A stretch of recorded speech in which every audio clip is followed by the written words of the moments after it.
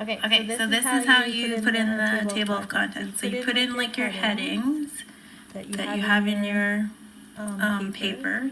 You highlight the headings.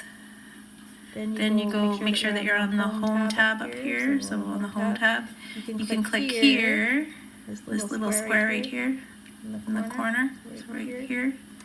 Click on there. Then you go to tabs. And what you have to do is you have to make sure first off that this is in inches and not centimeters. And so then you want to put in 3 different tabs. So the first one you put in is 0.5. Make sure that it says left here. Make sure that this says none. And then you click set. Then you want to type in 1. Again, you want to make sure that it says left and none set.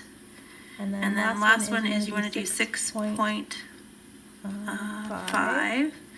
This one you want to make sure that it is right aligned, so make sure it says right.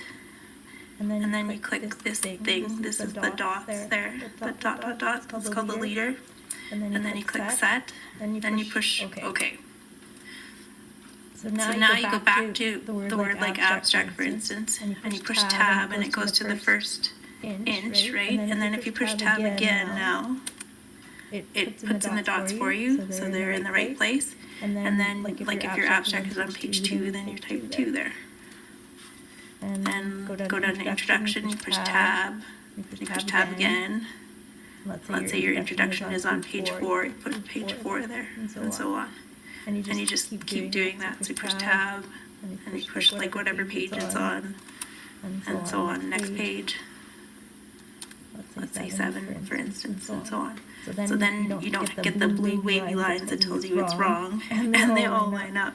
So they're all at the same part. Because yesterday I was killing myself because they were not all lined up, and I couldn't figure out how to get them all lined up properly.